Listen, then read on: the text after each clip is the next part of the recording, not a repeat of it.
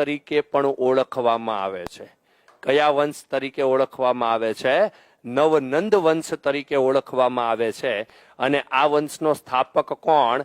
તો મહાપદ્માનંદ, જેને સમગ્ર ભારતની અંદર સૌ પ્રથમ સામ્રાજ્ય નિર્માતા માનવામાં આવે છે. કેમ? આ ક્ષત્રિય નહોતો. આની જ્ઞાતિ કઈ હતી મિત્રો? તમને એક્ઝામમાં ન પૂછાય, બરોબર ને? પણ આની જાતિ કઈ હતી? તો આ વાળંદ જાતિથી બિલોંગ કરતો હતો.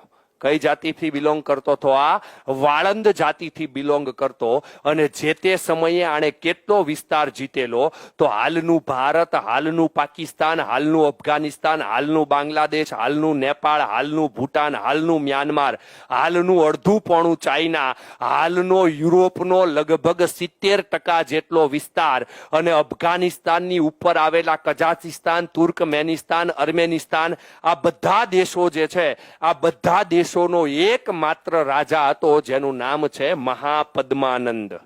જેનું નામ છે મહાપદ્માનંદ. અને આ ભારત દેશનો સૌ પ્રથમ બિન ક્ષત્રિય રાજવી હતો. ભારત દેશનો સૌ પ્રથમ બિન ક્ષત્રિય રાજવી હતો. અને આ ક્ષત્રિયોને એટલા બધા એણે યુદ્ધની અંદર હરાવેલા કે આને ઇતિહાસમાં બીજા પરશુરામ તરીકે ઓળખવામાં આવે છે.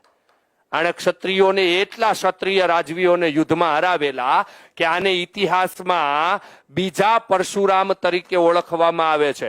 હું ક્યારેય નાત જાતમાં નથી માનતો, એની મહાનતાને હું વંદન કરું છું. ચાહે કોઈ બી કાસ્ટમાંથી ભલે હોય, હું પોતે ક્ષત્રિયો હોવા છતાં એને વંદન કરું છું કે એની મહાનતાને વંદન કરું છું. બરોબર ને? કે ભારતની અંદર આવા પણ વીર પુરુષો થઈ ગયેલા છે કે જેણે જે તે સમયે સમગ્ર વિશ્વને પોતાના ભૈડામાં લીધેલું. ઓકે.